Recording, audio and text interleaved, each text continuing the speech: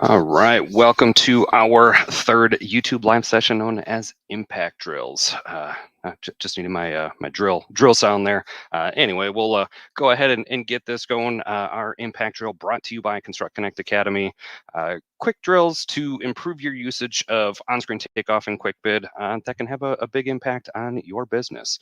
So we are live today focusing on typical groups and typical areas in on-screen takeoff.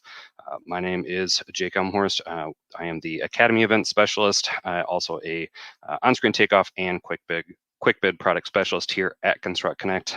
I'll be your host for today's session. Just a couple of quick reminders for our session today. Please ask those questions by commenting on the video. Just got to smash that subscribe button so that way you can comment on those videos. So ask any of those questions throughout the session today. Should have some time towards the end to answer a couple questions. So get those into the comments so we can address those at the end of our session. So we are live every last Wednesday of the month at 2 p.m. Eastern with features where you'll be able to ask questions and get some of the quick tips and information to help you in on-screen takeoff and quick bid. So like I said, we are talking about typical groups and typical areas today, looking at those repeated spaces, how we can do that takeoff a little bit faster, save us some time, and just make that process a lot easier for us. So let's go ahead and jump into on-screen takeoff. And what we are going to be doing, like I said, we are looking at what's the difference between a typical group and a typical area. Now, I've got a plan here where this floor plan, we've got some different unit types, and we are going to take a look at how we can do that takeoff one way or the other. The biggest question that I always ask people when trying to decide which one they're going to use is, do you need to see the takeoff, or do you just need the totals? Do you want to multiply that out quickly? That's kind of the biggest difference that I see with typical groups and typical areas. So we're going to go through how to do a typical group first. That is where you are going to see the takeoff on the floor plan. Then we'll go into typical areas, and typical areas is just a multiplier, multiplies it out from the enlarged view or the unit plan, and you don't necessarily see the takeoff on the floor plan. It is just on that enlarged view, so or the unit plan. So let's jump in. We are looking at our floor plan right now. So we've got these couple different unit types that we are looking at. So what we need to do is we need to go to our unit plan. So I already have the takeoff completed, but I have this unit A plan. So I did the takeoff, and then you'll see this box around there. So that is my typical group. So you'll see that I created some typical groups over on the left, and to create that, you click on the plus down in the bottom left, just like you're creating a condition. And then in your drop down, you have that option, with all your linear area count, you have a typical group option. When you create that, these dimensions and color and shape have nothing to do with the takeoff. That is just an indicator. Lets you know this is that particular that group, whatever it is that I'm doing that takeoff on. So you'll notice I have different colors for unit A, unit B, C, D, and E. So that way I make sure, hey, I did the correct takeoff in that correct location. So once we create that typical group, give it a name, give it a shape, color, size, then we are good to go. So there are my typical groups. And so what I'm going to do is, now that I have, and we're going to cancel that there. So what we're going to do is, now that I have this unit A plan, I need to go to the floor plan, and I can put this in place now. So I'm going to jump back to my floor plan, and then I find my unit A. Here is my unit A, and I'm selected on that unit A typical group. All I have to do is point and click, and now it just put all of that takeoff in place for the unit A. And I can see that I have one in place, and then I have all of my takeoff accounted for that unit A. Then I take a look at my unit B that I've already done my takeoff for. I click it into place and drops everything into place. Now, if this wasn't oriented the same way, if it was rotated left or right, once I put that in place, I can utilize my flip and rotate tools. So I can rotate these around if I need to. I can flip it over, just depending on the orientation of that typical group. And then let's go ahead and drop our unit C in there. We'll go ahead and click that one into place. Then we've got our unit D. Drop that one into place, and then our unit E.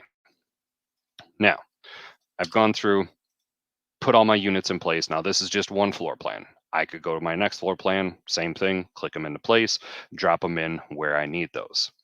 Now, if you have a lot of floor plans where the orientation of them are all kind of flipped this way and that way, and each unit you're having to spend a bunch of time utilizing those flip and rotate tools, and you're like, I don't really need to do that. I just need to see that I have counted that unit and it is good to go. So one thing that you can do over in your conditions list under your typical groups, I'm going to right click on that unit E, and then this show group takeoff at marker.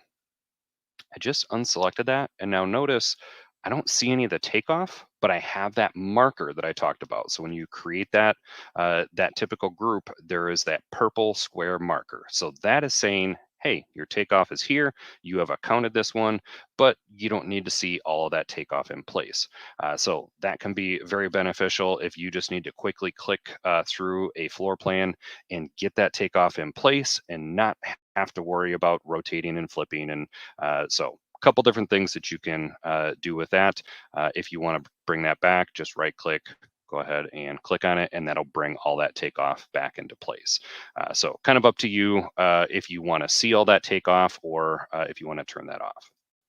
Now, you'll notice on this plan, this is actually level 8 through 29. So this floor plan is actually being repeated. And so what I can do is on my cover sheet, once I have done all that, I put all my typical groups in place. Now I'm going to go to my floor plan, and I am on that. So that 8 through 29, I'm going to tell it this is actually repeating. What is that? 22 times there. So 21 times, something like that. Anyway, I put that in there, and now I have all of those pages listed out. And if I still need to get the takeoff associated with a bit area, I can click on my areas.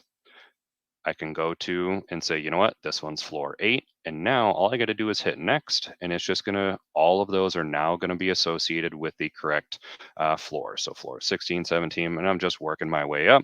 And I will have all of those bit areas accounted for. All those, yep, each page is now associated with the correct floor. And we have that all taken care of. So we're going to go ahead and click OK. Now, when I go back to that page, I'm going to get this green bar that pops up, and it is saying this is being repeated 21 times.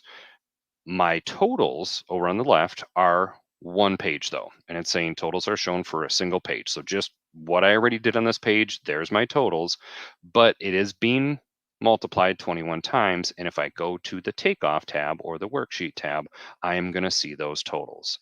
And so when I click on that, so now I am seeing my multi-area total, and then I have floor 8 through 29. And so I have each of those being accounted for. And as I work my way down, I can see everything is being accounted for in each of those particular areas. And if I need, any of the typical group total, so I can go here and then look at what is the total for just one typical group. And so just depending on what totals you want to look at, in here we have our totals for the whole thing. All right. So that is typical groups and repeating pages. So you're able to do, a multiplier with the typical groups after you've gone through and clicked each of those into place. Now, what we need to do is I need to jump back to my bids tab, because you can only do one or the other in a job, typical groups or typical areas. So I'm going to go to this other job that I have typical areas set up in. So when I go to set up my typical areas, Very similar to what we just did, where you do the takeoff on the unit plan. But what we are going to do, and should be loading here in a second. There we go. Now, on the cover sheet is where you make that change. So this typicals right now it's grayed out because I already have my typical area set up. The other one, it would say typical groups and it'd be grayed out. I can't change it because I had created typical groups already. So just be aware that you can only do one or the other in one particular job. And once you have one set up, then you would have to delete it before you could switch to the other. Once you have that typical area selected, over on the right side, you have to have bid area set up first, and then this typical areas is available. And this is where you're going to create your matrix, where it's going to multiply everything out. So now I have my unit A, B, C, D, E, and my building core. And then what you do is go through and fill out this chart. How many of unit A are on floor one, two, three, all the way down. Now, if all of these, so like these all say one, that is, you can quickly fill those in and say, you know what, I put a two there. And if I say fill down, it's going to fill everything below there. So if they all have the same number, it's going to replace whatever is in there. And so I'm going to put a two, say fill down, and then I'll drop all those in there. Now you also have the fill right option. So I could put a two here and then fill right and it'll fill across. So if any of them are repeated, same number on, one floor or the other, saves you the hassle of going through and manually typing every single one of those numbers in. Now, obviously, if they're all different numbers, then you would have to go through and type those in. So once you have created that matrix, I'm going to click OK here. I'm going to click OK on the cover sheet. And now, instead of doing any takeoff on my floor plan, I'm going to go to my unit plan. And so here is unit A. What I need to do is I need to choose that particular bid area, which is my typical. And so right now it is saying 44. So there are 44 of these units throughout that project. And so what it is going to do is it is multiplying. And so all of these totals is, so this is one floor plan being multiplied by 44. So I'm going to jump over to one of my others that I haven't already assigned these. So on my unit C, we're going to go to unit C. So this is being multiplied by 20. Now, just like your bid areas, it grays out when it's not assigned. So I'm going to select all this. Take a look at my numbers over here. All right, just kind of pay attention to any one of those numbers. What I'm going to do is right click and assign to current area. And when I do that, you're going to see those numbers jump up because they're going to multiply by 20. So I'm looking at my drywall ceiling. I'm at 1680. I just clicked assign. Now I'm at 33603. So that just multiplied by 20. And obviously those numbers jumped up quite a bit. So again, I don't see my takeoff on the floor plan. All the takeoff is on my unit plans, and then I am just multiplying it out. So now I'm on my unit plan D. I'm going to jump to my unit plan D. There's 22. So I'm going to rope around and select, right click, assign to current area, and that is multiplying out by 22. So very quick getting the totals. I don't have to go and even click on the floor plan. I can just say there's 15 in here, 20 in here, and it is going to multiply out. So that's where I said kind of at the beginning, you need to decide, do you need to see the takeoff, or do you even have the floor plans to do the takeoff, or did they just give you a unit plan or enlarge view and say, hey, there's 13 of these, give me a bid. So that's where you kind of decide if you're going to use the typical groups or typical areas. Groups, you're going to see that takeoff. You got to click it into place where it occurs throughout that project. Areas, you're setting up that matrix and you're multiplying out that takeoff, so you don't have to manually do go into each room and making that process a lot quicker. So then again, on the takeoff tab, we're still going to see, just like we did before, got our multi-area total and then all of our breakdown on those different floors where that occurs throughout the project. And then if you have QuickBid as well, that information transfers over to QuickBid, getting that same information in there as well. So We're going to jump back over to our slides here. And yeah, that is kind of a quick rundown of typical groups, typical areas. If you have any questions, throw them in the chat or in the comment section. But we've got some sessions coming up. We got more Bid Like a Boss sessions coming up in September. Check those out. And then the last Wednesday of every month is our YouTube live session. So got some great sessions coming up, each month here. Check those out. And then classroom training. If you are looking for in-person classroom training, we have 2 full days of On-Screen Takeoff, 2 full days of Quick Bid.